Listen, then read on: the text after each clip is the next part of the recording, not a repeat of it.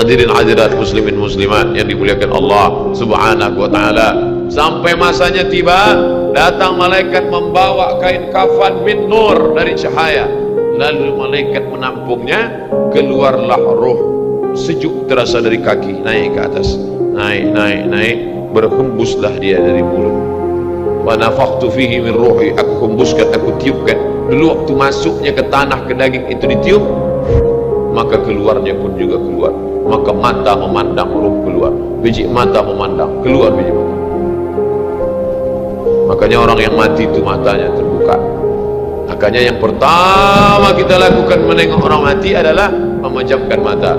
Allahumma ghfir li abdus samad warfa' darajatahu ma'al ghabirin, inna lillahi wa inna ilaihi.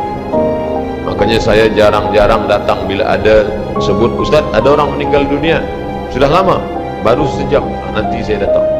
Sebab apa? Saya takut nak pejamkan mata dia. Agak-agak sudah dipejamkan orang, baru saya datang. Saya datang, dah 3 jam, 4 jam, alhamdulillah saya datang. Belum tutup lagi. Iya. Kenapa? Menunggu Ustaz Somad. Paksalah saya tutup. Allahumma ghfir li fulan ibn fulan warfa' darajatahu ma'al ghabirin, inna lillahi wa inna ilaihi. Mana istri yang katanya sayang, kaulah bulan, kaulah bintang, setengah nafasku pergi, buah hati bulayan jiwa. Ketika roh ada dari jasad, memang betul kata dia sayang, tapi manakala roh keluar dari jasad, dia pun takut menengok mata. Dia takut tengok kita. Dia takut jam pukul 2 malam, jam 1 tutup balik. Alhamdulillah. Begitulah kalau kematian sudah tiba. Sampai pada akhirnya dia tutup, innalillah wa inna ilaihi raji'un.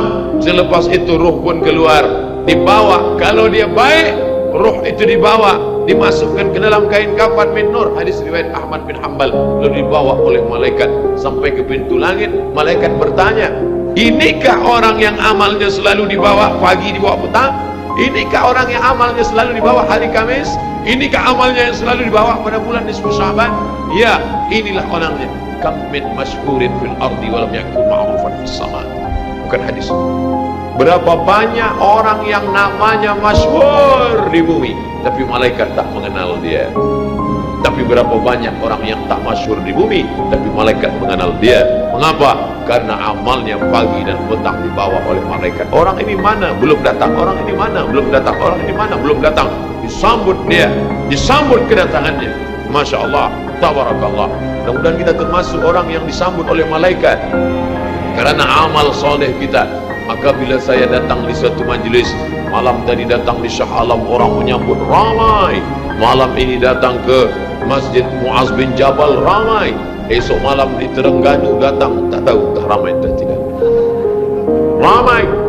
Dalam hati, hai Abdul Somad, apakah malaikat akan menyambut engkau nanti juga dalam keadaan ramai? Kalau engkau ikhlas, iya. Tapi kalau tidak ikhlas, na'udzubillah. Nabi Isra Mi'raj berjumpa dengan orang yang sudah lama mati. Bagaimana rasa kalian mati?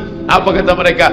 Seperti kambing yang dikuliti hidup-hidup, seperti tebasan pedang di tempat yang sama beratus kali, seperti kail mata pancing yang masuk ke dalam kulit yang basah, ditarik, disentapkan sehingga terikut dagingnya sampai keluar. Makanya selalu kita berdoa, Allahumma hawwin alaina fi sakaratil maut, taubatan qabla al maut, taubat sebelum mati, wa rahmatan indal maut, dapat rahmat ketika mati, wa maghfiratan ba'dal maut, mendapatkan ampunan sebelum mati. Allahumma hawwin alaina fi sakaratil maut. Makanya doa selamat itu baca pelan, baca pelan, renungkan. Ini sekarang banyak orang baca doa selamat cepat-cepat. Maut, maut, apa mau aja nih. Saya tak pernah menghafaz doa itu pakai kertas, tak pernah. Wa taubatan qabla al-maut wa rahmatan indal maut wa maghfiratan, belum pernah.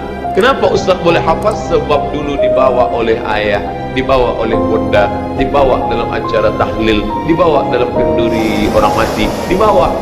Tiap hari telinga mendengar Tuan Imam membaca pelan, maka kita ingat, wa taubatan qabla al-maut wa rahmatan indal maut. Anak-anak kita ini walaupun mereka lari sana sembang sini, tapi telinga mereka mendengar. dan anak-anak ni hafaz. Kadang anak hafaz, ibu bapa tak hafaz. Sebab apa? Sebab dia golden age, usia emas. Mereka hebat, mereka kuat ingatannya, menangkap hafazan itu begitu kuat. Maka kita ajarkan mereka doa tu pelan-pelan. Sebab bila kita ajar kuat-kuat, mereka balik, dia panggil ibunda, dia panggil, cuba kau baca apa doa tadi. Mau apa mau aja ni. Sebab di Iraq banyak orang mati, sebab di Suriah banyak orang mati, di Palestin banyak orang mati, di Rohingya banyak orang mati, padahal maknanya amat sangat dalam. Allahumma hawwin alaina, ringankan kami fi sakaratil maut. Tidak ada gunanya amal banyak kalau tidak selamat dalam sakaratul maut. Makanya kita selalu minta kepada Allah, Allahumma khtim lana bi husnil khatimah wa la takhtim alaina bi su'il khatimah. Allahumma ja'al akhir kalamina, jadikan akhir kalam kami inda intihai ajalina, ketika ajal kami sampai, jadikan akhir kalam kami yang terakhir keluar dari mulut kami, qaula la ilaha illallah Muhammadur Rasulullah. Allah. Biasa orang takbir ini nak pergi perang, menghadapi sakaratul maut penting juga takbir. Sebab di situ banyak segala macam godaan-godaan. Datang syaitan membawa air, katanya menjelang sakaratul maut itu haus, panas, haus, maka datang syaitan membawa air. Engkau sebut nama aku bagi air. Mau? Kata dia. Mau? Engkau mau? Sebut nama aku. Tapi bila iman kita kuat, maka dia tidak akan mampu untuk menggoda kita. Sampai kapan syaitan tak pernah berputus asa? Sampai bila? La'atiyannahum min baini aydihim, aku datang dari hadapan, wa min khalfihim, aku datang dari belakang, wa an aymanihim, aku datang dari kanan, wa an syama'ilihim, aku datang dari kiri. Datang dia, datang dari hadapan, datang dari belakang, datang dari kanan, datang dari kiri. Oleh sebab itu yang banyak tuan-tuan yang ada berada di sini, tolong berzikir semua. Subhanallah, subhanallah, subhanallah. Kenapa? Dengan zikir itu maka larilah jin-jin setan yang ingin mengganggu. La'uwiyannahum, aku akan goda mereka, aku akan sesatkan mereka. Berapa lama? Madamat arwahuhum fi ajsadihim, selama ruh ada dalam jasad, aku tak akan pernah berhenti sampai akhir keluar jasadnya dalam keadaan mati, tidak menyebut Allah Subhanahu wa taala. Itulah punca mereka. Makanya kita selalu berzikir. Esok pagi terjaga dari tidur automatically, kerana kita sudah programkan di kepala kita, manakala terbuka, alhamdulillahilladzi ahyana ba'da ma amatana wa ilaihi nusyur. Selapar-laparnya orang beriman, manakala dia tengok makanan, terus saja dia ingat Allah. Allahumma barik lana fi ma razaqtana wa qina adzabannar. Tapi ada setengah umat Islam, bila dah kenyang saja baru ingat Allah. Alhamdulillah. Bila tak kenyang tak ada ingat Allah SWT. Na'udzubillah. Oleh sebab itu maka inilah hidup yang singkat ini. Bila pernah kita bersedekah, itulah yang akan menolong. Laula akhartani ila ajalin qarib, kalau engkau beri aku umur panjang ya Allah, apa yang akan kulakukan? Fa as-sadaqah, aku akan bersedekah. Wa akum minas salihin, aku ingin beramal saleh.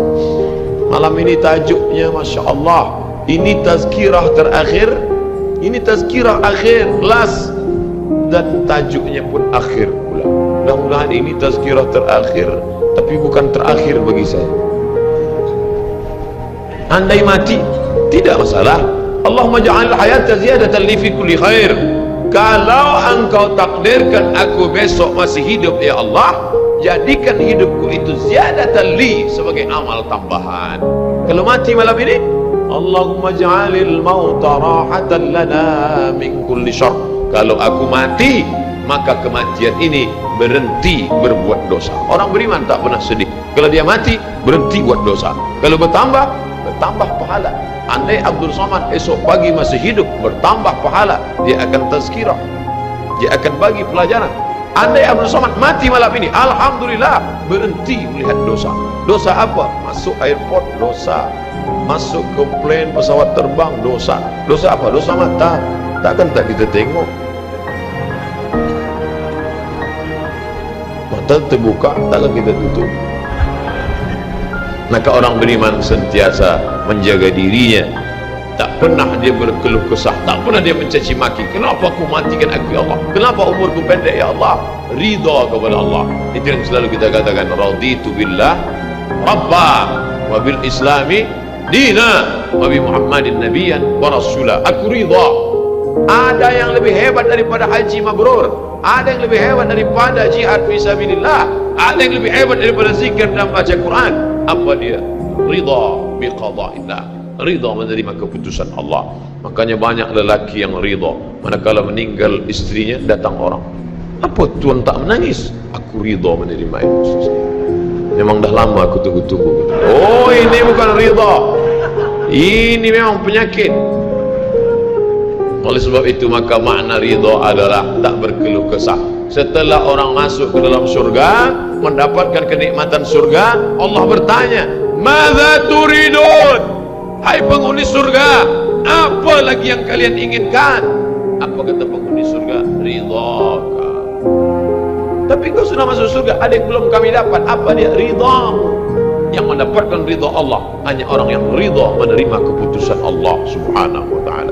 Man lam yarda bi qada', sesiapa sahaja yang tak ridha menerima takdir, walam yasbir bi bala'i, yang tak sabar menerima ujian, wal yatlub rabban siwaya, carilah Tuhan selain aku. Hadis ini dhaif. Tapi untuk targhib wa tarhib, untuk berikan semangat beramal, untuk fadail amal boleh dipakai, kerana ia bukan masalah akidah, bukan masalah halal haram. Jangan permasalahkan masalah. Bila kita sudah beramal, sudah baik, tak usah berkelahi masalah khilafiyah, masalah kecil-kecil, masalah sepele, masalah remeh-temeh, kerana ini hanya akan merosakkan hati kita saja. Berapa banyak hati rosak disebabkan masalah-masalah. Assalamualaikum warahmatullahi, Assalamualaikum warahmatullahi. Apa salam-salam ni? Padahal hati sedang lembut. Selama ini dia berzina, selama ini dia minum khamar, selama ini dia mabuk, tak ada pernah orang marahkan dia. Tiba-tiba dia dah taubat, dia masuk masjid, Assalamualaikum warahmatullahi, Assalamualaikum warahmatullahi. Dia nak salaman, apa salam-salam? Tak boleh salam selepas sembahyang. Ini bid'ah, wa kullu bid'atin dhalalah, wa kullu dhalalatin finnar. Kata dia dalam hati, aku mabuk 20 tahun, tak ada orang bagi tahu mabuk tu haram. Ini aku dah taubat, salam kau kata ramah. Ha, kata dia. Tinju. Bila sebelum sembahyang tadi belum ada bersalaman, selepas sembahyang baru bersalaman, hukumnya sunnah, mustahab, dianjurkan, disukai, kata Imam Nawawi. Belum sembahyang tadi tak ada salam, sebab dia lambat. Allahu Akbar. Lepas sembahyang dia salam, mustahab, dianjurkan, baik, tak salah. Bila sebelum sembahyang tadi sudah bersalaman, salam haji, salam datuk, salam tuan, masuk ke masjid, selepas sembahyang dia salam balik, mubah, tak jadi masalah. Yang tak boleh dalam sembahyang bersalaman, itu tak boleh. Datuk sehat, itu tak boleh. Oleh sebab itu mari kita jaga hati kita yang dah baik, yang dah elok ni, jangan dirosakkan hanya kerana masalah-masalah kecil, masalah-masalah khilafiyah. Melunakkan hati. Kayu patah boleh disambung, kaca retak boleh direkat, tapi hati rosak mana obat akan mencari. Oleh sebab itu memperbaiki dengan akhlak. Al-adab fawqal ilmi, adab lebih tinggi daripada ilmu. Tak ada guna banyak ilmu, banyak kaji banyak, tapi menyakitkan hati orang. Ada yang lebih hebat daripada ilmu, apa dia? Adab.